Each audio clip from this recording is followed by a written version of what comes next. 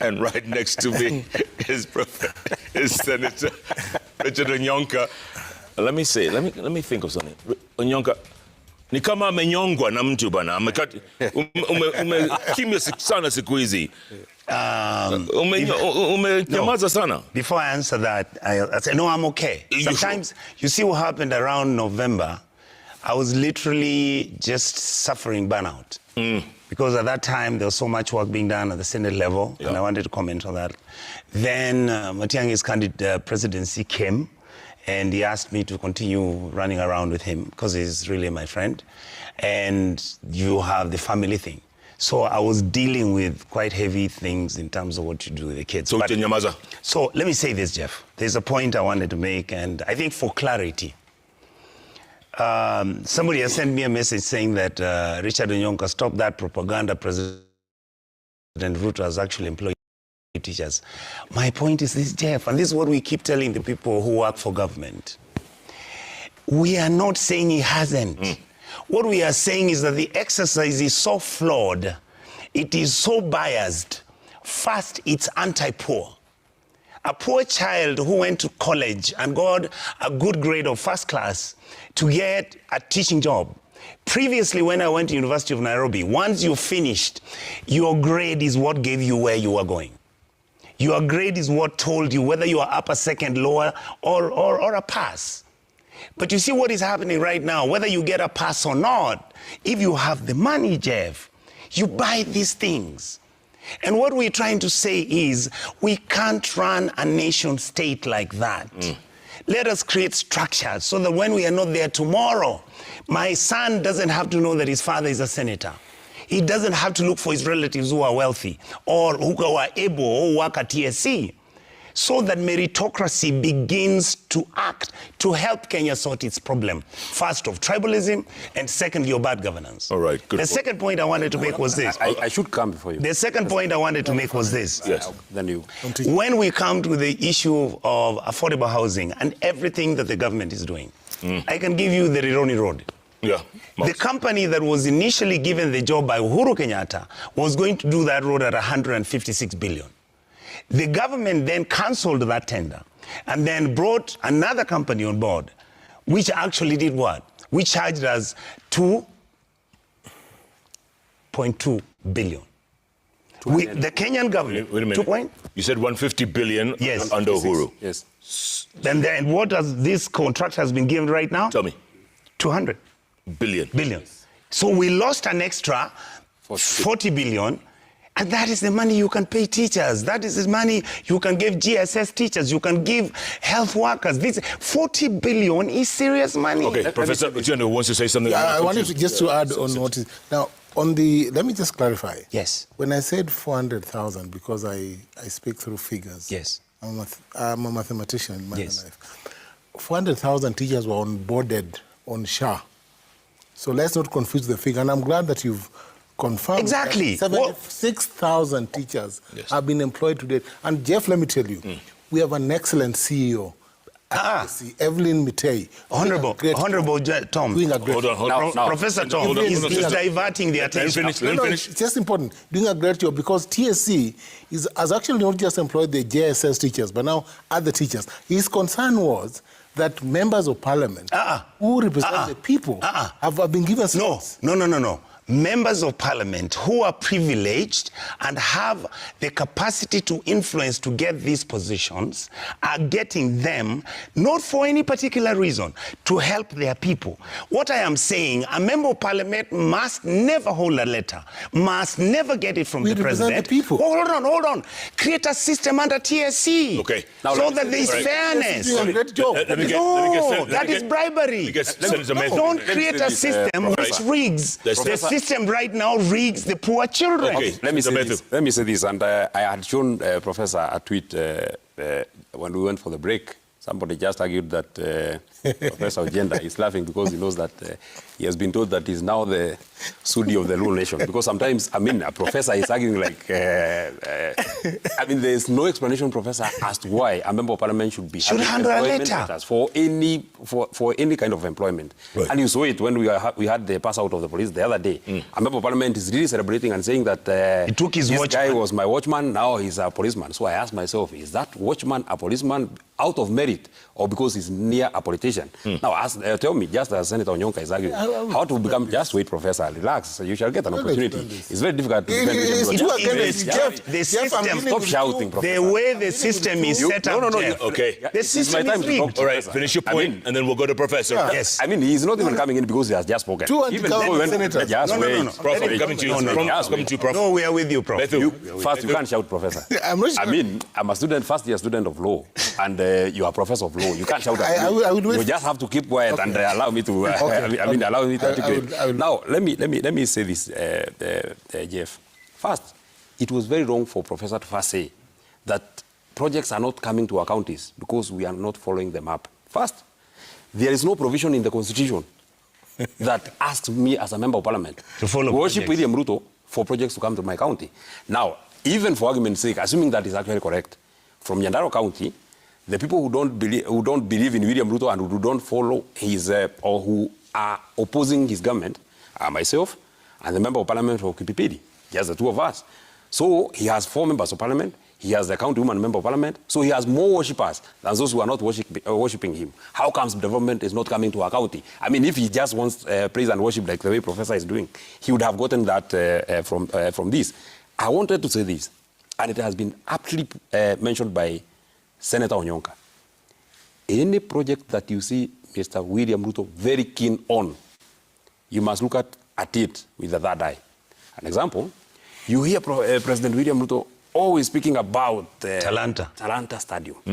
Talanta Stadium is being done at a cost of 48 billion. 48.2 billion, isn't it? Yep. Now, that is a loan because it is the sports fund bond. And you know, sometimes I think William Ruto believes and his government believes that people are actually fools. For this reason, they want to take a loan off book because there are 2 ways of getting a loan off book. They will either float a bond or they float treasury bills. Now this one is a bond. Now this bond of Talanta Hela, we are supposed to pay it in 15 years. What is the interest? 15.8%. And we can get it at 3. Just wait. So for the interest alone, first we shall pay it for the next 15 years. The terms of that particular bond is that we shall be paying it twice a year. Now, 15% of 44.8 billion will be about 7.2 billion. Yep. Every 6 months, we shall be paying 3.6 billion. Every month, we shall pay 0.5 billion for that Talanta Hela. For 15 years, interest alone, we shall pay 100 billion for Talanta Hela. That is interest alone, minus the principal. Before the principal. Minus the principal. So for that stadium that you are seeing there, it will cost us at least 148 billion. Now it will be the most expensive stadium in the world. Just wait.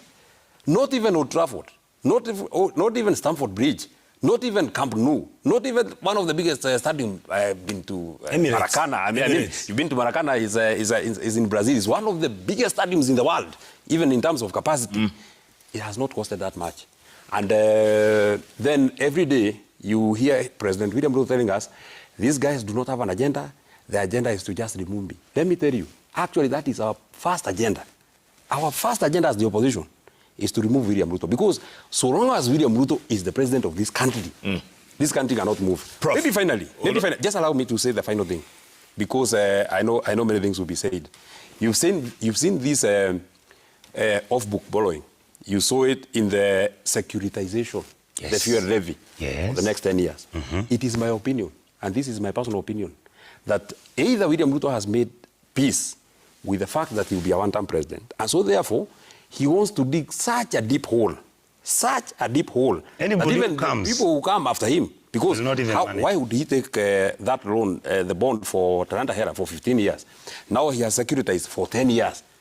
I don't know whether you're understanding. We take all this money that we are supposed to get from fuel levy and we get it on the first instance. And we use it in advance to securitize. Now all that money is already spent. Now we are now on the second limb. We are now talking about the National Infrastructure Fund that is supposed to sell the assets of the Republic and also get loans from other places. 5 trillion, Jeff, is actually more than our national budget, isn't it? Yes. And that money is supposed to be given to some people without the oversight of Parliament, and it is actually outside the provisions of this. Let me go to Prof. Prof, what do you have to say? Jeff, just two things. Clearly, the 48 billion, the Atlanta Hela Stadium, and the borrowing that he refers to, and the bonds he's talking to, were conceived when his party leader, DCP, Rigathi Gachagua, and the president were together. I think that is not a doubt. Not a doubt. They conceived and now implemented. So you now the point is, that's why you are being called Sudi. Hold on. You don't want to say that wrong is right because my party was there. No. So do not say that Kenya Kwanza projects that were conceived during when Gachagua was in power are now wrong because they're out of power. I didn't say they're wrong. You not say that. We have all agreed that we all... In my view, the fact that William Ruto is able to work towards hosting the AFCON and doing a project that it's almost through. The Atlanta Hela Stadia are going on. And I think you're referring to one project. There are other projects under that banner, the same projects, that there are many other projects that are going on. But let me say this, Jeff. No, but Jeff, you can't allow that one to go. Just hold on. And by the way, Sudi is a very brilliant man. Yeah. You are speaking just like him. No. You actually made an admission that you are the Sudi of the senior counsel. Do not deride. Good do not deride members. I agree with you. Who are not Sudi in the is very bright. That's very brilliant. I mean, also in terms of him, I mean, if you find him brilliant, and it's okay. You served with him in the Kenya Kwanza government. Remember, one of the key points in the 10-point agenda signed by President William Ruto and the Right Honorable Raila Amolo Odinga, then Lord was the national debt, a reduction of the national debt, and a discussion. I'm sure you are alive to that. Yes, that is number one. And under the NADCO report, the 16 bills that are developed, one of the key issues that we must deal with is compliance with some of this, ensuring that Parliament has a say in the national debt. And I think that our challenge as leaders should be to rise up to the occasion, raise the beautiful questions you're raising, ensure that Parliament is involved in every framework so that the extra-judicial, extra-parliamentary borrowing is not entertained so that governments are accountable now and in the future. But I think that, Jeff, does not undermine the fact that President Ruto wants to take this country to the next level. The Rironi Road is on course. He's talked about the ballooning of the bill from 150 billion to 200. I mean, he knows, yeah. And you know that there are factors because of the contractors, the change of contractors, and inflation. Those are factors that led to the revision of the rate of that construction, and you know it. And I think those contractors, Jeff, are delivering. I often travel. I want to support him. They are delivering. They are going on well. Okay. Can I support him? No. Let's switch gears. Let's switch gears here real quick. Gentlemen, we can't keep on talking about things. We're going around in circles. Real quick. Let me switch gears. Yes. You guys have been very silent on the alleged RSF passports. Yes. Passports given to RSF leaders. Yes. What is going on? Jeff, I'm sure you're aware, at one time I worked in the Ministry of Foreign Affairs. Yeah. And that story is as sad and as incredulous as our Kenyan political experience has become. There is absolutely no need why a government would want to involve itself with an outfit that is known internationally as a pariah state, which is fighting, killing Sudanese people. There are protocols that Kenya has signed with the International Labour Organization, the United Nations, and if there were any people, if they were genuine and they wanted to be given security and residence in Kenya. Yes. As refugees, we have a process that is followed. So for us, once again, when you listen to the stories about the relationship between the president and these people from Sudan and how they're engaged in the trading of gold within our nation, some of it is coming from Eastern Congo and all the way to Rwanda, and this gold is the one which is making these people of Sudan then raise revenue for them to continue buying arms, to continue killing Africans. And if our head of state doesn't find that sad, knowing the history of Kenya, we have always been the country that allowed refugees to come. We were always neutral. We were always neutral. Look at South Sudan. Right now, the South Sudanese wouldn't want to step in Kenya at all. Look at what was happening in Namibia. Kenya was neutral. That's why we actually went and played a role. Kenya has been a country which was peaceful and didn't want to create any unnecessary... And yet you guys are doing nothing about it. The truth is this. This is the point we keep making, and Kenyans dismiss us just the way you have dismissed us.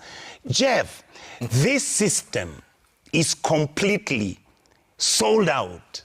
There are no members of parliament you are going to have who are not less than 3. You remember my member of parliament, Kibagendi, talked about the corruption that is in National Assembly and the Senate. Guess what? The president had pronounced himself that parliament is a den of thieves. But Kibagendi is kicked out of the National Assembly. Why? Because he spoke the truth. The reality we have is very simple. Let you people forget there is nobody who's going to change anything. And that is why I was going to say I'm agreeing with Honorable Tom Ojienda. Tom, you know very well. Even if we call members of parliament and we went to the National Assembly and to the Senate and we want to say, let us make sure we pass bills which are not going to allow some of the nonsense that is going on, we will not get the threshold. Why? Because that is where members of parliament negotiate which roads they will do, and they will pay, they will get those roads. A member of parliament will be given a tarmac road of 1.6 billion within a region of the counties because he's pro the president and he's a president's friend. And yet within that region, 5 other members of parliament have not been given nothing close to 200 million. It's called loyalty. Exactly, but that is discrimination, that's bad governance. What you do is you set up a structure, share these resources equitably with everybody, and if, because we operate in a rotten capitalistic system, if the president wants to keep some pork barrel, you are in America, pork barrel BS, he can then reward his friends. Now you are punished by not being a friend of the president, but the friend then is given a road which is part of the bigger transaction. That's how they share the money. And in fact, some of the contractors bring money to the dealers who are our colleagues and friends and people in the executive. And these are the things we are saying. We don't want our country to continue like Prof, real quick, man. I mean, this speaks of a rotten system. Jeff, my concern, I share his concerns around favoritism, around loyalists and around people who support government, and the 2 of them who are now in the opposition. That I share. But Jeff, let us look back. The Mau Mau roads. Why did Central Kenya get a fairer share of road network during the time of the last president, Uhuru Kenyatta, and the first president of this country? Because we had systems that favored the executive. The system is broken. Yes, it was a bad system. Thank you. So why do you want to put President Ruto to a different standard? No, because he was part of the Uhuru government. We must also... President William Ruto was part of the Uhuru government. He saw the bad habits. If Uhuru gave roads to Central Kenya, must then President Ruto repeat the same injustice? Let me answer. Absolutely not. Let me say this. Article 27 of the Constitution on non-discrimination speaks to equal treatment of all regions of this country. Let the president give roads to Northeastern, to Western, to Nyanza and other parts of Kenya, which have previously never visited. When he gives Using roads which to law? PCs, Using which law? No, I'm saying, when he gives roads, when roads are voted for, and if they are agents, if they are members of parliament from Kisii, for instance, I don't know the ones he's talking about, if they get assigned roads, if it's the other MPs from your place, and you don't, why can't you just get some as well? I'm asking you hear that argument. Right. You hear that argument that I need to compromise my beliefs in order for me to go and start singing and clapping for the president, for him to give me a road, and yet in reality, this is constitutionally an illegality. So you don't want to be a psychopath? Why should I be? I'm doing my job. I'm oversighting the executive. Senator Prof talked about my point is the Northeastern and roads and stuff, right? And I asked you this question a while ago, and you didn't come back to answer it. Nobody gave them roads at all. No.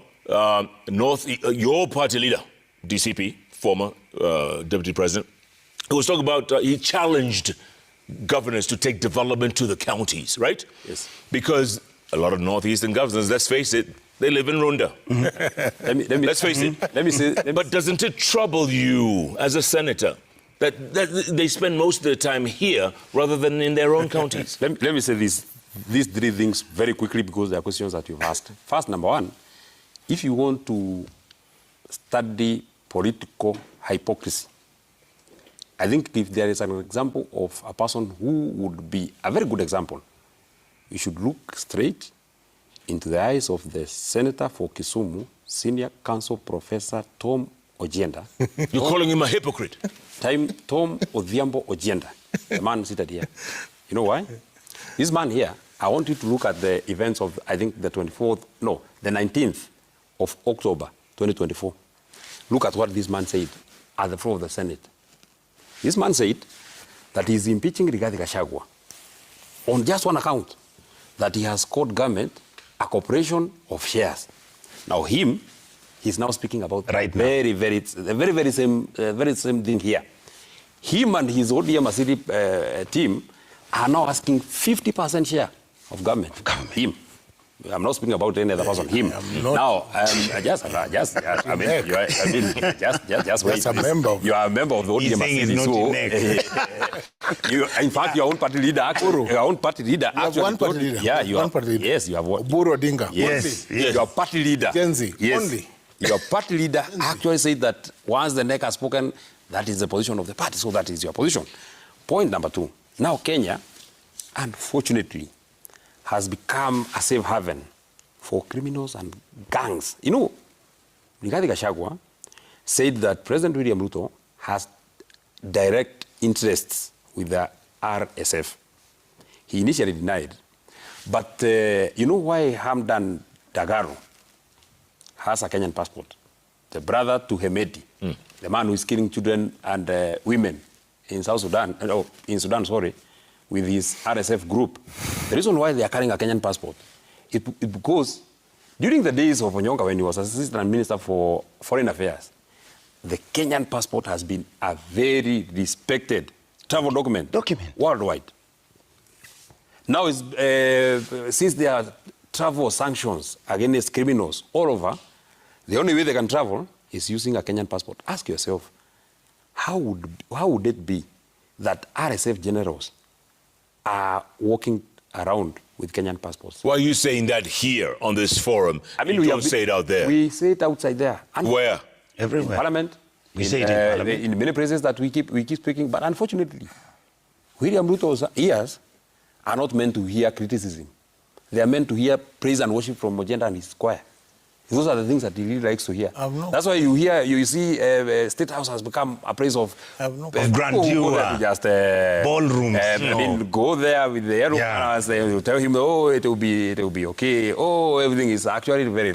Kenya is actually now in the best place. We are just actually one step to going to Singapore. When Jeff, you know, you have heard what Senator Ojienda said. You know, when that contract for Mau Summit was being cancelled, the president said that this bill of 160 billion is actually very inflated. We have to cancel this. Too expensive. So we let's have to cancel this tender and get a better deal. What was the better deal? A 200 billion deal. Now we lost. If you look at 45B. If you look at, for example, just one subsector of the education sector, the money that help required so that they can support the students at the university and TVETs was 54 billion. What they were given in the financial year 2025-2026 was 39 billion. What has been disbursed 4 months to the close of the financial year is 17 billion. Already they had a shortfall of 12 billion. They have now been given 17 billion. Already 22 billion has not been given. About now, like 600,000 students are at home. Jeff, let me tell you, when you hear William Ruto speak about the journey to Singapore, sometimes I always want to ask myself, why does he want to really strangle, especially the education sector? Because that is one of the sectors that has been highly underfunded, including what Uhuru Kenyatta left as capitation for secondary school. He has not even been asked to add even 1 shilling. Even 1 shilling for capitation, but bring the same money that Uhuru Kenyatta was bringing in time. Okay, are you going to now answer my question? Sorry? Governors from the north. No. Coming to governors from the north. I liked it. And you actually saw the kind of applause that my party leader, Rigathi Gachagua, got from the people from Northeastern. If you look, and I used to sit with the Senator Onyonka at the Public Accounts Committee, and you see the plunder. You see the billions. The kind of money, I mean, there is one county that had come before us, and Senator Ojenda, you remember. And the governor is saying that they have spent 540 million to give water using water bozers. And we were asking him, how much would it cost to sink a borehole? So that if you sink a borehole this year, next year you're not sinking another borehole. How much would 540 million, how many boreholes would have been sunk with 540 million? And let me tell you, Jeff, these governors that you hear saying that we don't want to go to the Senate to be accountable, when they are coming to us for money, they are gentlemen. Oh, we now want, I think you sit in the finance committee. We now want you, the increased. We now want RMRF. Once they get the money. This historical injustice and discrimination. When they are coming, they are very meek and very quiet. When they have already gotten the money, they don't want to listen to us. Case on point. When we were doing the formula for revenue sharing, there's some money that we passed that was for affirmative action for 12 counties. If my colleagues will remember, Nyandarua is one of those that actually qualified. When we were passing that 4 billion that would be shared by 12 counties, these counties were meant to do a separate affirmative budget for this extra money that they are getting, 371 million. For every county, Nyamira, Nyandarua, Tharaka Nithi, Lamu, these small counties were supposed to, the ones that are not qualified to get 6 billion. Yes. We will give them a buffer or a cushion so that they're able to operate. Some counties like Eregeo Marakwet, they will not even do a project of more than 20 million because there's a small county. So we had agreed with them that you go and do an extra affirmative budget of 371 million. When they got the money, none of those 12 counties, including my county, agreed to do an affirmative. They went and shared it, put it in operation, put it in allowances, training, put it in training. Seminars. I've seen that one county took MCAs. I think I've just seen it in the newspaper. One county took MCAs for benchmarking in Dubai. The entire county assembly. Yes. They went for benchmarking. So let me as oversight. Let me respond, Jeff, on this matter. The scenario you have in northern Kenya, and members of northern Kenya, and the story that came out, which our leader, Honorable Gachagua, came out with, those are the symptoms of the failed structure and government that we have. The symptoms are that the presumption is that northern Kenya is so far, it is none of our business, that the politics that is played there is different. In fact, the money that is taken is the complete, it's owned by the governor. Yeah. And there's nothing you can do. And you can't ask questions about it. Why? After all, if a governor decides to plant, like you saw, he was asked, what did you use 54 million for? He said planted avocados. That is in northeastern Kenya. And when he was asked, can you go and show us by the Auditor General's people? He said, that place is so far, we might even be shot by Al-Qaeda. We can't go there.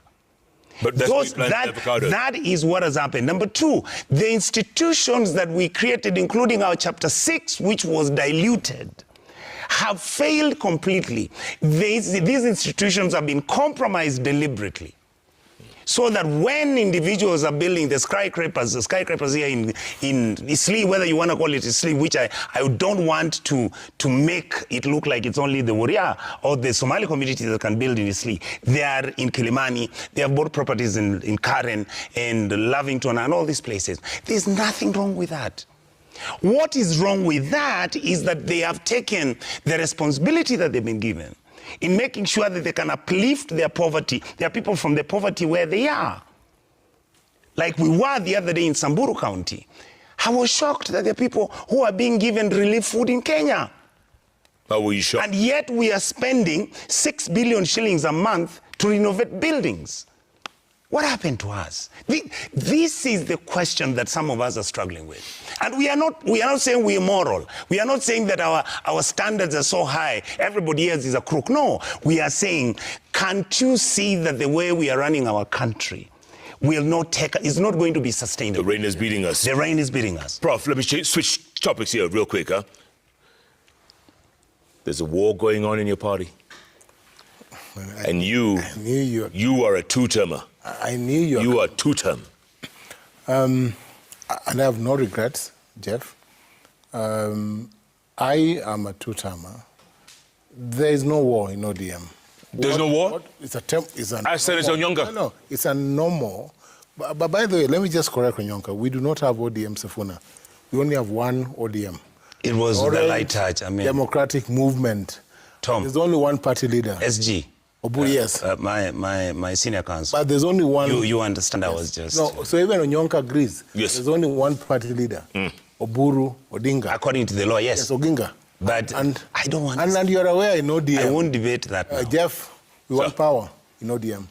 We want power. And there's no doubt. And that is why we are getting into a pre-coalition negotiation framework with the UDA party. The parliamentary group of ODM, in a meeting held only yesterday, resolved to work with UDA. And within that framework, a pre-coalition agreement, we are asking UDA to share government in half, 50-50. But that is subject to negotiating and supporting President Ruto for a second term. Let me ask you this. I am a two-termer because I believe the president has done well in the area of infrastructure, in the area of health, in the area of education. He has done changes in this country that are palpable and that we can see. And that is the kind of president we want. We have seen real changes in my own county and in my own region. And that is why we are supporting a second. And I think that is a resolution that has been, now we are moving on 27th March to an NDC, National Delegates Congress, to approve the decision of the PG after the meeting of yesterday. Tell me something. Is your party leader insisting on being deputy president in this agreement? I have always said that in negotiations, nothing is cast in stone. The current deputy president, Professor Kindiki, has done extremely well. He's a very good man. He's done extremely well. I think that, of course, in the interest of balance, the Article 10 and all those things, you must balance the country.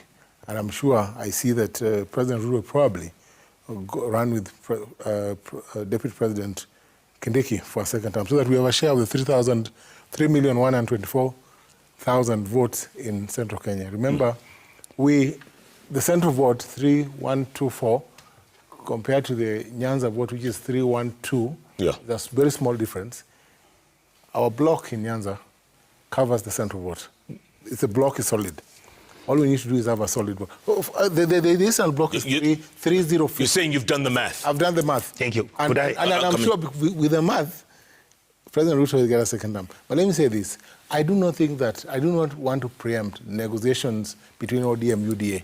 But I think that it is only fair that government, and I think negotiations are not cast in stone. It is not, and Obura said this before, in as much as they would have desired to have the deputy president position, I don't think that is a must that they go for that position. But he has to get something up there. Yes, I think we have many positions up there. Government is vast. 24 cabinet positions can be shared. We can get a share. Of course, there are other parts of the country. So we have to have a fair share that reflects the face of Kenya. You cannot have a cabinet like the first cabinet that they had, where you had the share. We don't want to perpetuate the same ills that led to the impeachment of the government. We don't want that. We want fair share based on Article 10. What if the Sifuna-led group, what if they refuse this deal? The ODM constitution, in as much as Sifuna went to court under Article 74(3) to challenge his removal at the meeting held on February 16th, gives power to the party leader under Article 88 to discuss and to negotiate and bring some kind of union. I'm sure that, except for what he has said, I'm sure that the party leader is still talking to Sifuna and the other members who are driving the Linda Mwananchi line to be in line. Senator Onyonka is just... one strong party. No, he's waiting. Onyonka, he's waiting for his turn. Onyonka is saying that Sifuna has already gone to DCP. No. No, he's gone to the... You didn't say that. Let me talk. Jeff, have I said that? You see, I didn't say... Also, that is the boogie boy. You see, that is the... Jeff, that is the boogeyman. Finish your point and then come to you. That's even better, Jeff. Sifuna is there for an ODM, so ODM is solid. Okay, Senator. These days, Gachagua is the boogie boy, telling him how he's tribalist. He believes in shares. Now they're talking about their shares. What the senator, my leader, is talking about of his coalition of the ODM arrangement he's seeking for. According to him, they're already negotiating. No, Jeff, this thing was negotiated and done. It is just supposed to manage the expectation of the public. When the party leader talked about we want power, and he said, in fact, they are looking for the vice presidency, somebody must have called from State House, maybe, and said, what the hell did you say? Then he backtracked and said, no, we don't know what he's saying. They're managing this narrative beautifully. But I want to tell him this. Tom, some of us are lucky to have worked with Raila. Jeff, my life is not the same at all. From the time, most probably, I think, from 10 years ago. Because I've looked at this country and I've seen its contradictions. I have been there. I saw Mzee Kenyatta when I was a child. A little bit reasonable. I can't remember how he used to look. I've seen Moi. I've seen Kibaki. I've seen Uhuru. I've seen Uhuru with Ruto. I remember everything Ruto used to talk about Uhuru and about the dynasties and all that stuff. Yeah. And that narrative worked. But what we are saying, Jeff, is this. There are some things, even when in his death, Raila may not mean anything to these people. There are certain basic minimums that Raila stood for. I want to ask my brother Tom Ojienda. Tom, you are a senior counsel, you are a professor. What is difficult with opening the servers both for Uhuru and William so that we see whether the election was stolen or not? I mean, what if you want us to have closure, you know how you fight? Kenyans have fought from 2008, including even Kibaki's presidency. Let us start, if President William Ruto wanted us to start afresh, and I would believe him, that's the first thing I would do. You remember him saying how they state capture. Every single transaction and everything that is going on is state capture. The way ODM is behaving, how my party leader, Mzee Oburu, I respect him incredibly. A good man. Like I used to respect his brother. But it looks like he's basically talking, doing things on behalf of somebody. And yet we are telling them, I don't want you to sign an agreement on my behalf if this regime continues fast to discriminate against me because I come from a neighborhood. Most probably I'm a child of a poor child, of a poor person. I don't want you to sign an agreement with a government that is going to pick me as a young person who's criticizing it as a government, and I'm either abducted, killed, or violated. We had left that stage. I don't want Tom Ojienda today, if he changes his mind and he thinks President William Ruto is somebody he can't work with. Why should Tom Ojienda die or be attacked? Or we had left that. What we are demanding is very simple. ODM had an identity. ODM stood for certain things. Raila went to detention because Kenya had to change. The new constitution came and it has been being implemented. We have been talking about increasing revenue to the county governments to 45%, even 30%. It is left at 15%. The executive is now saying they're going to bring in 5 trillion shillings, and that money, instead of it going to the county governments, they're saying, we are going to infrastructure this. It's like the infrastructure. We'll be building things for you. And you know, Jeff, anywhere on the African continent where billions of dollars are being put for projects of government, that is where the biggest corruption deals and transactions. Are you saying the National Infrastructure Fund is a scam? It's a scam. It's a scam. There's nothing there. Why would you start, Tom, you're a lawyer. Why would you start with bad faith? Oh, we want this fund to come, and when it's going to be domiciled, we don't know where. And in fact, in the process, the Auditor General doesn't even audit this fund. And by the way, according to the PFM Act, the controller of budget is supposed to be the one who authorizes payments from the consolidated fund. They don't want that. What they want is this money to be taken to the Cayman Islands or to Panama Islands, to those areas where money is hidden after it's been stolen from the African continent. And slowly you will hear, when we are beginning to raise these things, they say, but even Uhuru, they were seen in the Panama Papers. That narrative, William Ruto was the deputy to Uhuru. Every single mistake Uhuru made, William was with him. We came in, very good people decided they are going to support him. We wanted him to sit down and think deeply how to make Kenya a fairer state, a state which takes care of its poor, a state that takes care of the most vulnerable, people with disability.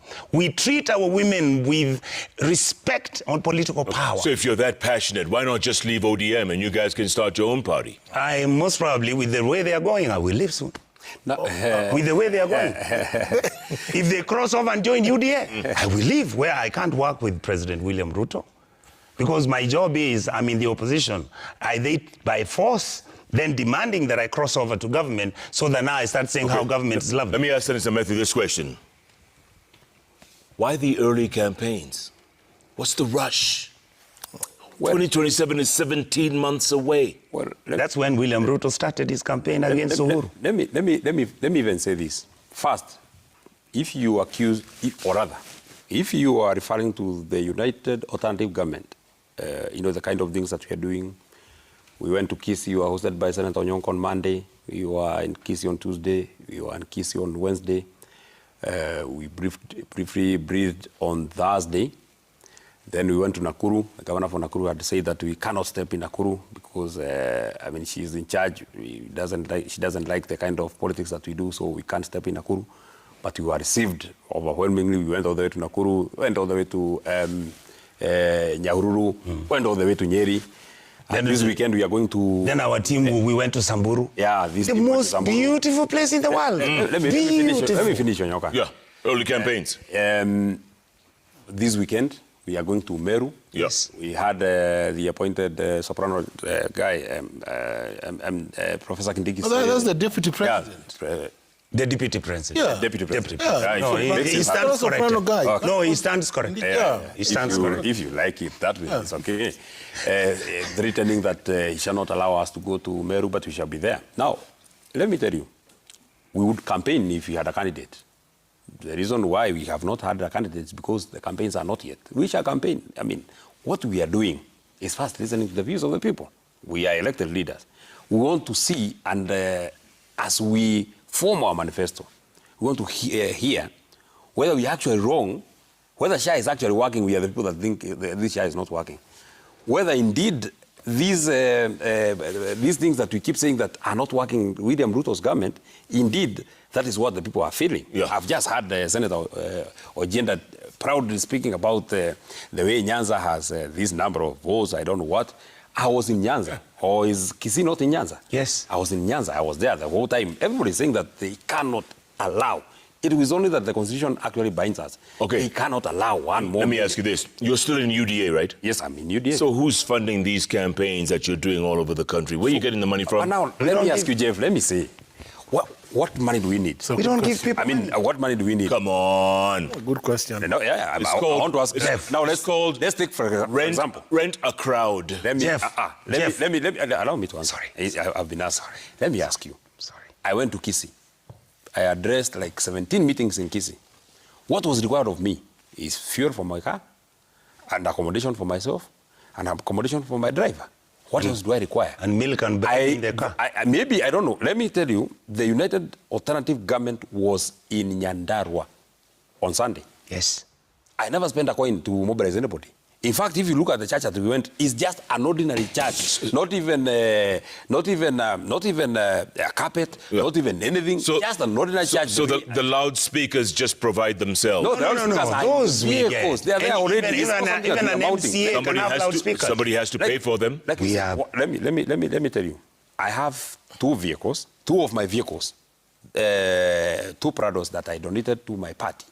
So they are permanently fixed with loudspeakers. What is required of those Prados is fuel to go to Kisii, fuel to go to go to Meru. By the way, let me tell you, when we were coming from Kisii, I can't remember the name of that hotel that we slept in Kisii. Camel Park. Camel Park. Just when we were having breakfast, some old man could come and came and told me, you are Senator Medu. I'm so happy about what you're doing. And he gave me 100,000. I mean, so even my fuel for Meru, I have it now. Very true. I mean, that is how the people, because the people can actually see the kind of sacrifice that Senator Onyonka, the kind of sacrifice that Senator Medu. You know, this man and the team that they're working with, at least they have, one thing that I like about them, they have basic courtesy. They observe table manners. They don't talk when they are eating. They are very disciplined. They don't talk when they are very quiet because it is time to eat. Yeah. That's why they are not very loud. Yellow tables. The tables are yellow. Yeah. So that's why because Senator Ojenda will pass by the minister. Prof, you see how this story has been distracted. I asked them where did they get the money. Now they're saying I've already been I've even given you an example of 100,000. Yes. Yeah, but even Jeff, can I ask you something? Let me ask Prof. Can I ask you something? If you listen to what John Badi and Opio and I talk about the value of being in government and what government has done for them, would you doubt where those guys get their money to do these yellow things? The point we are making is this. For us in the opposition, and the significant point is that many people have been raising that we are being funded by some, sooner or later they might even say it is some crazy Jeff Bezos or something. The truth is, Jeff, look at our rallies. They are organic. We understand there is no money. We share what we can share. When money is available, we are all happy. When it's not there, we continue with each other. We don't even have. Like he has said, I have been receiving people sending. There's no T-shirts. No, the T-shirts are donated by people who print. People don't get 100 shillings each every time. For what? No, we don't. For what? In Kisii, I can swear by the Bible. Senior counsel, we never agree with this? any money. Jeff, I obviously do not share the views of course, first of all, Matthew, you must respect the deputy president. He's not the soprano guy. He's the deputy president. No, he corrected that. He's not the soprano guy, and he has a base for your information. And he's fine.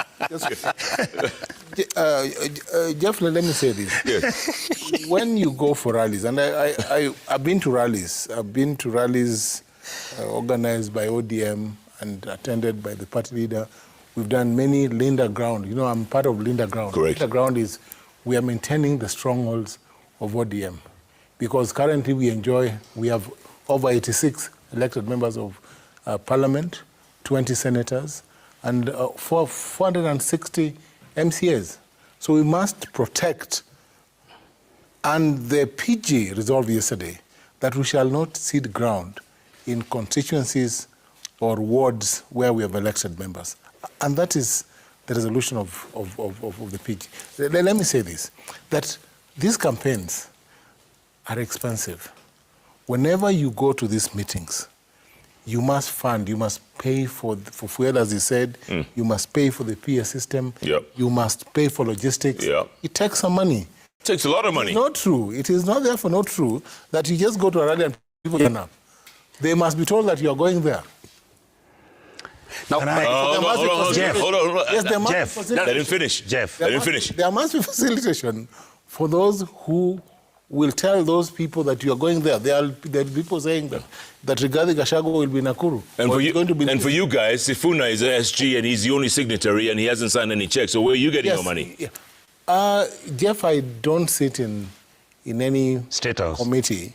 Of course. And I don't sit in a committee. I don't sit in you hear my big boys from Kisii going to collect them that you have attended. That I've organized myself. Yes. Fund them. You fund them? From my pocket. The ones, the facilitation, you pay from your pocket. As a member of you the guys party. must be really wealthy, man. No. Can I tell you? I think it's a joint effort. But I do not know. Sifuna, of course, does not sign. I heard also the way you did that there's no form of money released from the party to run. But I think members contribute towards the organization of some of these rallies. You guys must be very rich. And it's an expense. Must be very rich. For me, Jeff, the point I wanted to make is this. I have seen frequently the issues being raised and the contradictions that are being raised about our integrity as the opposition, and therefore, if the government is using state resources to do what they do, then even us, we are doing the same. Let me say this, Jeff. Historically, the struggle for Kenya's liberation and the changes that people have wanted have really never been who was able to buy the best T-shirts. I can tell you today, Jeff, ever since I was born and I got into politics, and my father was a member of parliament for many, many years, I saw Mzee Nyachai run for the presidency. I have never seen a crowd, the crowd that came to Kisii Stadium when Fred Matiang'i was escorted by his team of Mzee Gachagua, Kalonzo Musyoka, Eugene Wamalwa. The ecstasy and excitement, there is no way you would pay that number of people money for them to come to a rally. Yes, we have our coordinators who will come if, for example, DCP may have 100 people who are going to be told, please watch for us, monitor what's going on. Those ones, most probably, they'll be giving their 2,000, 3,000. That, even Gachagua himself, with their contributions, can manage. What I want to tell them is this. Those crowds they see, since they have agreed they are going to keep the strongholds, and they are sure that their strongholds are okay, let them be magnanimous enough to allow us to just campaign, and we do the same for them. Let us respect each other. Allow me, the other day I was... What you're saying is no goons? I was stoned in Kisumu the other day. They thought my car is white like Babu Wino. They want to kill Babu. Oh. Why would anybody want to kill Babu? Babu is such a useless boy. In terms of, he is not violent. Babu just wait, wait. I have never seen Babu where I see violence with him. I know, but... That's why I'm saying he's useless. I've never been around Babu since he was elected, and I saw his value in beating people and that kind of thing. What we are saying... You're saying useless in a good way? Yes. What I'm saying is, I do not want this gentleman to target us. Yes. Even if I was killed today, Jeff, but there are other people who will continue with this journey. Okay, but Senator Matthew, they say you people have goons as well. That's what they say. Even before we get to goons will be the secondary thing. Number one, what would want to ask? You know, tell me, now maybe we have goons, but do we have police?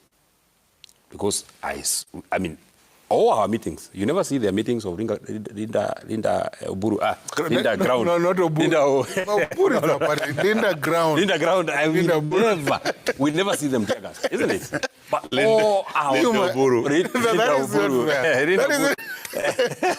Oburu and Linda Duta. You never see tear gas. You saw on that Wetima attack. And by the way, even before you say that we have to spend a lot of money, when Rigathi Gachagua went to the US, remember, I personally, you not call me a billionaire like Gender. You can't say of the same, like, maybe you can call him a rich man. His father was a No. I'm a chicken farmer. Okay, maybe he's a chicken farmer. But if he's a chicken farmer, maybe me, I'm a saying Gender's a billionaire. Yes, he's a billionaire. I mean, okay. Tom is big. He made his money before coming to... Let me say this. I mean, even him, his farm was being paid a lot of money even before he came to politics. Can we focus? When he's okay, billionaire. When Rigathi Gachagua went to the US, I personally did like maybe 30 rallies by myself. You saw me tear gas in Subukia. I went all the way to Nakuru. We went to Wetima, to Muranga when we were just almost being killed. We went all the way to Laikipia. I know because I've been and I've ran these rallies. First, because not many people love William Ruto, especially from the region that I come from. It is very easy to put crowds. They just want to hear, what you want them? Okay, they just come and they will come and sing with us and those kind of things. But the thing that we would want to ask, what is this nexus between goons and police? Because in Wetima, you saw it. And even when we went to the Inspector General, when we went to his office, before he ran away the second time, he actually admitted, indeed, that 2 police Land Rovers went to attack Rigathi Gachagua in Wetima, right from Nairobi, you saw goons walk hand in hand with the police. Even before we get the goons, Jeff, why can't William Ruto allow? Everybody has freedom of association. Yeah. Everybody should be able to campaign the best way they within the law. In fact, what I say is this: if William Ruto and his two-term people want to come to campaign in my village in Jambini, if I think they have really hurt my ego and emotion, because I think that is what really hurts William Ruto when we tell him that indeed you have this presidency and we are the people. Actually, Ojenda, on this bench, I'm not sure of the person who is on the extreme left, but at least I know on this bench I might be the only person who voted for William Ruto. You never voted for him. I voted for him. You didn't vote for him. I didn't vote for him. I don't know the guy on the Prof. I highly suspect. But even so, and you left him. So if the president and his team were to come to Jambini, they should say no goons. No, you leave guys them. have goons. No. But if we have goons, how comes our goons never attack their meetings? Prof, do you guys have goons? Of course they do. Jeff, I think terminology is important, and I think It's becoming professorial now. Do you have men in black? No, let me change it. Do you have men in black? let me demystify. Or men in green? Let me just demystify. Men in orange. Men in orange. Let me just extrapolate. Goonism is akin to some form of crime. You have youth who are unemployed and who are passionate about politics and would want to be part of a political activity, including a rally, and who are passionate in supporting politics. In the region of the country where I come from, youth are very, very passionate about politics. And I will never call them goons. Remember, there are criminal elements within the passionate youth in politics. Now, those criminal elements should be dealt with by the police in the event that they disrupt meetings or break some law. What name do you give them, Professor? What name do you give them? Those are criminals. Those are criminals. Goons is an improper term. It's actually a terminology that criminalizes every passionate youth in politics. And that term is very, very wrong.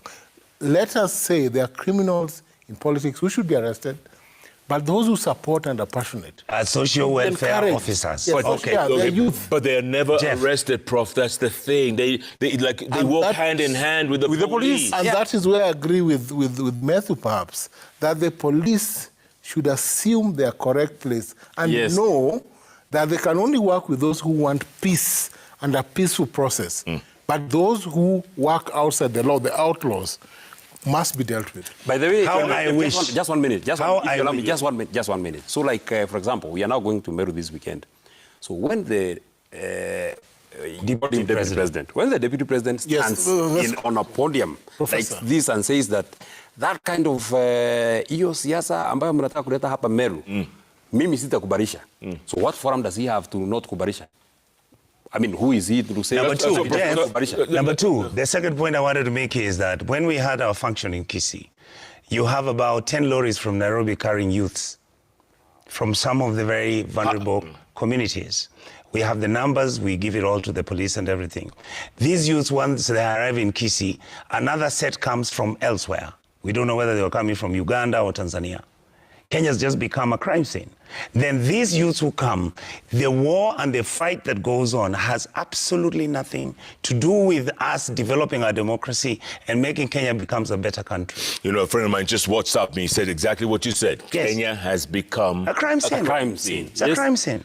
Gentlemen, lots of feedback coming in so thick and so fast. Ayub, what do we have? Plenty. So let's begin with this that we managed to sample coming up shortly, and it's in relation to the discussion. You got Zablon there? So says the first one, Jeff, please ask the senators. Kenyans have already developed an hackable blockchain voting program with the ongoing disputes over Smartmatic. What are their thoughts on the adoption of this existing local technology? Could this finally restore trust in the Independent Electoral and Boundaries Commission? Talk about an unhackable blockchain voting program. Nobody will allow it to work because in Kenya we believe that the premise of running an election is first you plan how to steal it, then if you fail to steal, then you win it. By the way, the two things that we took as petitions, the United Alternative Government, when we went to IBC, were two things. Number one, the resignation of Marjan, the CEO for IBC, so that we can restore the confidence. And number two, the removal of this mathematic. Because that system is already vulnerable. We know its history. You want to remove? Yes. Absolutely. And there are Kenyans, if you notice what this guy is saying, there's a Kenyan company that can provide us with this technology. Okay. But nobody will ever allow you to do that. No, Prof, what do you think? Jeff, I wouldn't trust a Kenyan company There you go. to provide a system used by Kenyans, and the system then would have integrity managed from here. You'd have a problem there. But secondly, the Erastus-led IBC, the new commissioners, has brought in freshness in IBC. And I can assure you that there was need to hire a new CEO. Yes. Because you couldn't allow Marjan to run another election. Yes. He was part of the other elections that were largely questioned, and you could not then break his contract a month to the election. So the IBC is therefore doing the right thing. The commissioners are doing the right thing by hiring a new CEO. Okay. So let us trust the system. Let us all work to ensure that. The only way you trust let them move smartmatic. Prof, the only way you trust the system is you become transparent and explain to our side what exactly you're going to do, what technology you put, so that we can verify what you're telling us is true.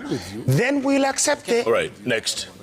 So let's proceed. Next is from Owile. It says, ask the incoming governor of Kisumu County, Professor Ojenda, on how he will deal with low cash flow in Kisumu County and thereafter create opportunities for law students and graduates like myself. Incoming governor, is that what they're calling him? Yep. Yes, of course, if you didn't know, Someone I has seen tell Canaan. you, 2027, I'll be the governor of Kisumu County.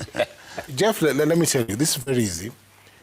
The pilferage in the collections, and because all money is collected through processes, should land in the CRF, the County Revenue Fund. But a lot of things that I've seen in Kisumu County, for instance, the collection of rents, have been contracted to third parties, private individuals. Yes. So money does not come to the county.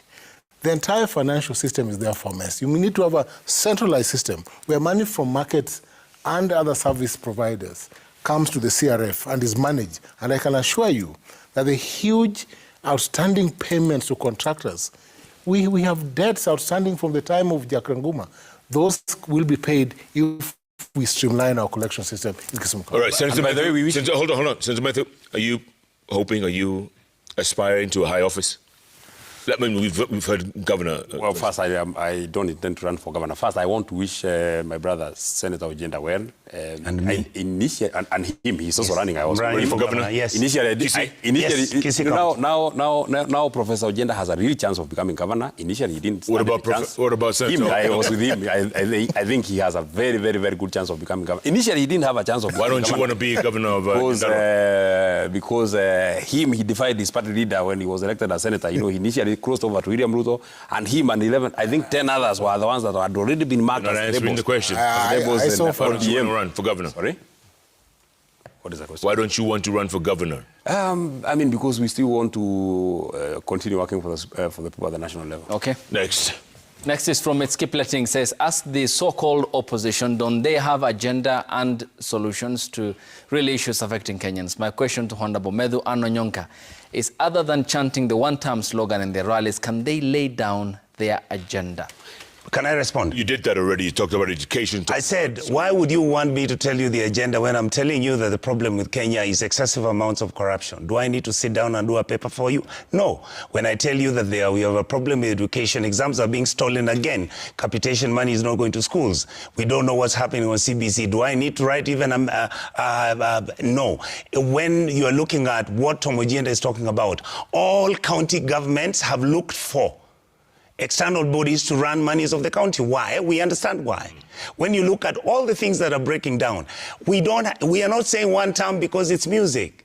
We are saying one term because we believe that President Ruto has refused to listen to us and even listen to people around him who make sense, and everything he's doing is just to make sure that the country is run like a Ponzi scheme. And to sum it up, all that agenda is saying, all that Onyonka is saying, and the reason why our agenda number one is one term, is that none of these things that we are saying we want to implement can be implemented when William Ruto is the president. They can't. Next. Sankale says, my question to Medu and Onyonka, why is it that they all don't like President Ruto? For Honorable Medu went to an extent of not shaving his beards and hair. Onyonka, if he mentions President Ruto, he looks very mad.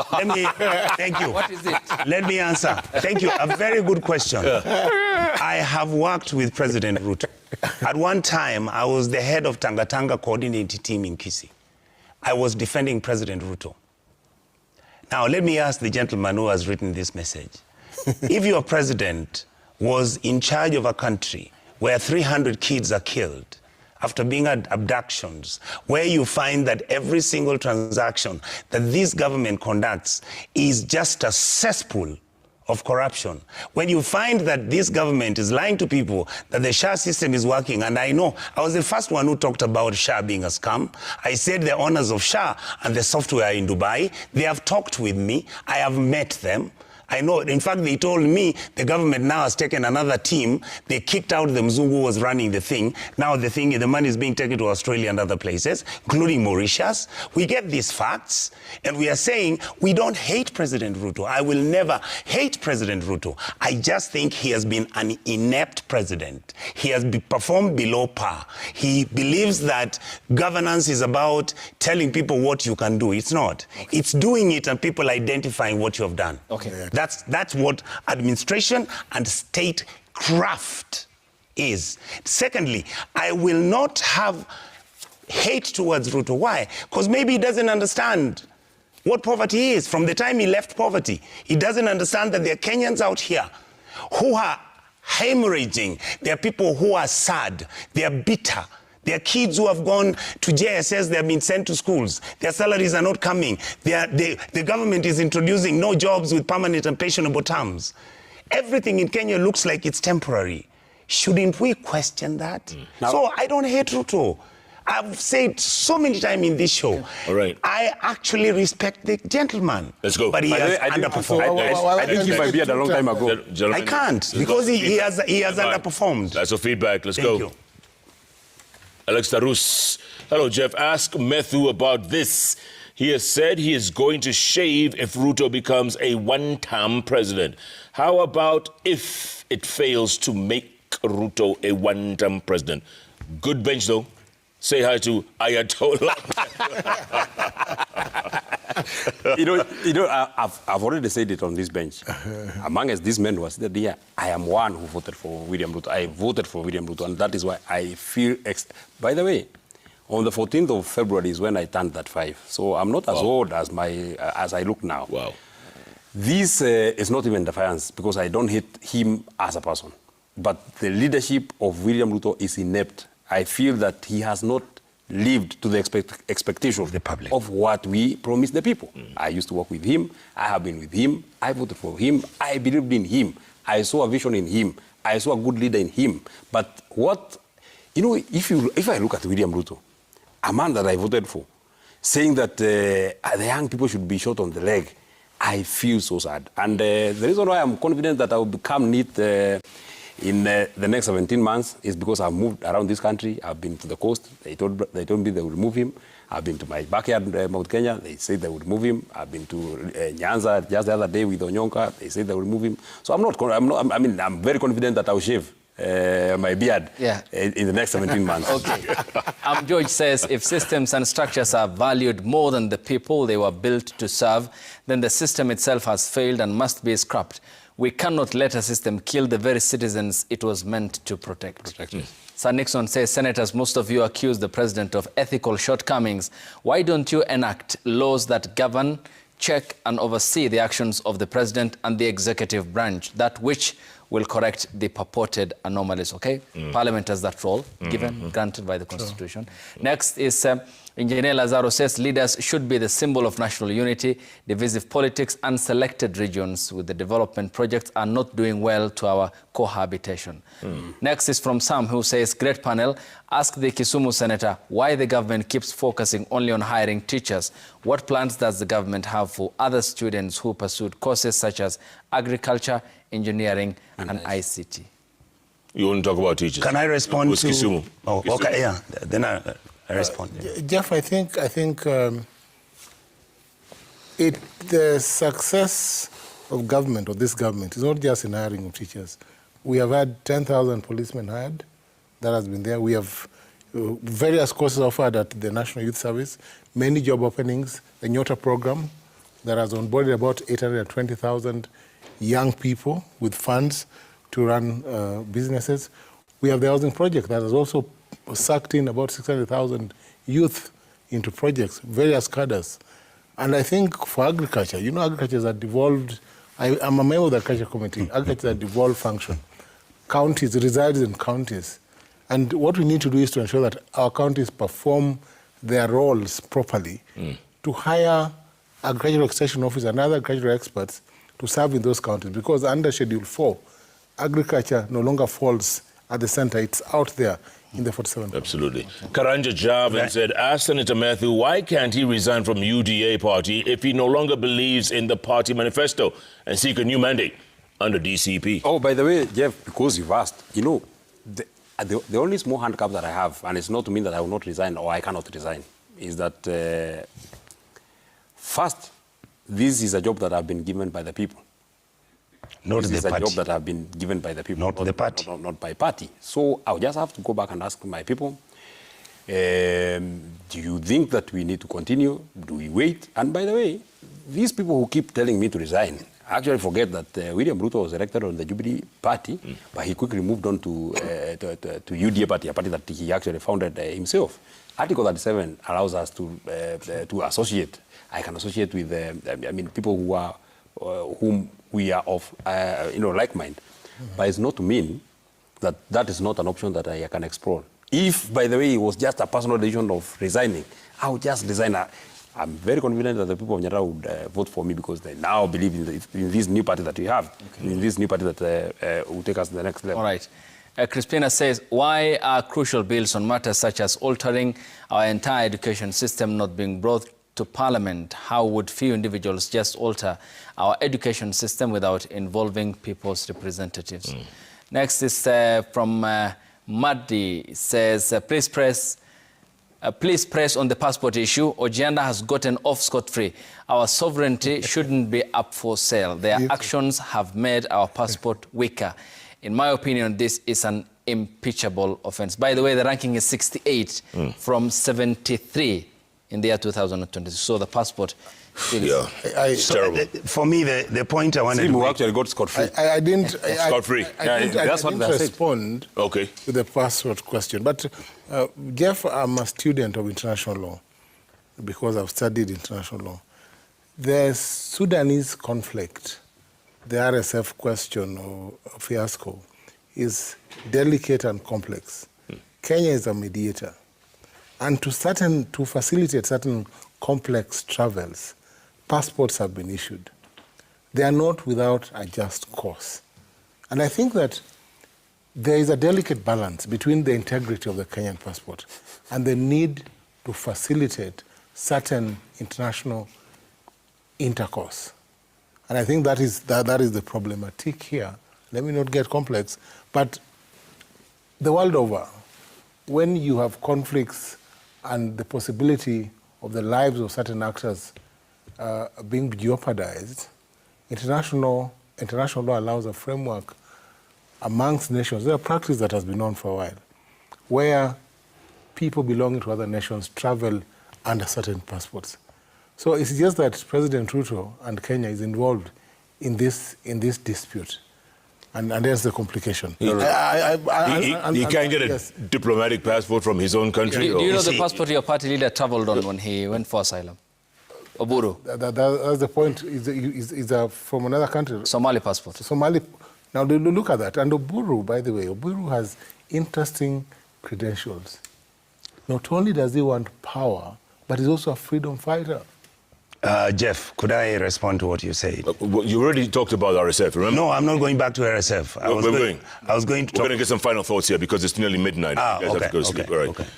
We're going to start with, let's start with the youngest man. He's only 35. I'm shocked you're only 35. We'll start with the youth. Yes. You're still a youth. I'm a youth, yes. Yeah, he's a youth. And I'll be a youth. Final thoughts going forward. Now, what I would want to say, more specifically to the people of Kenya, is to first encourage them. Please, let us not give up on our country. We don't have any other nation. Let us not give up on the institutions. My second thought, and this is something that I deeply hold in my heart, that a country with a bad parliament and a good president is a country that will stand. It's a country that can move forward. It's a country that will prosper. But a country with a bad president, it does not matter the number of Onyonkas you have in that parliament, the number of Medus that you have in that parliament.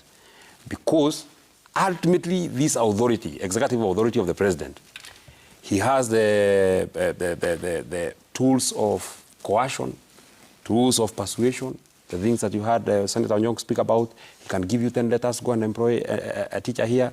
He will come and call you and tell you that you have, you send ESCC to you. He will use police on you. He will intimidate you, and all these bad things that can happen. So therefore, as a citizen, the position we must get right, it is that of the presidency. We have to ensure that we get a good president. If we get a good president, the trickle-down effect will be we have good institutions that will be respected. We have a good we have a good parliament, because he will not have any bills that or he will not have any underhand things that he will be pushing here and there. And my final thought, and this is a personal opinion. It is not the opinion of the people of Nyandarua. It is not the opinion. It is my personal opinion. First, as a Kenyan, and second, as a leader, and third, as a person who has worked with President William Ruto. That good president that we are speaking about cannot and shall not be Mr. William Ruto. It cannot and shall not be. Okay, let me. I don't want an answer to this, but I'll just say it before I forget. Why can't we live for the day where we don't give a damn who's president? Thank you. Can I? Fortunately, why not? You know, can I? We don't care who's in that big White House. And life goes on for the rest of us. You don't have to answer that. You don't have to answer. This constitution that you're seeing here, has vested so much executive power to the president. I wanted to say this. Final thoughts. You've asked a wonderful question. Why can't we? Live the day. Jeff, the truth is we have a state that, and I'm not really imagining this. I've sat in the Senate, I was a member of parliament, I've lived it all. That's why you notice every time people ask me, have you ever corruption money? I say, you fools, where do you think I've been? I'm a Kenyan. What do you do when a police officer stops you and you don't have an insurance license and you have bad tires? You check 500 bob, you give him. We are Kenyans. Is that the system we want to continue with?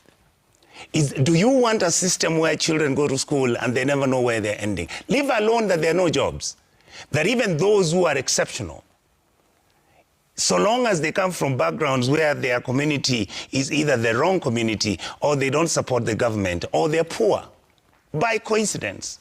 Look at what is happening in northern Kenya. That we as leadership has decided that all we do is take state resources, continue buying as many helicopters as we can. Everybody wants to live in the most expensive neighborhood.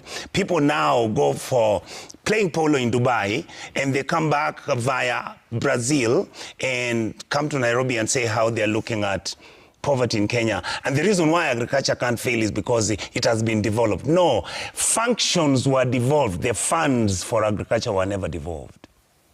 We are keeping 85% of the revenue of this country within the center.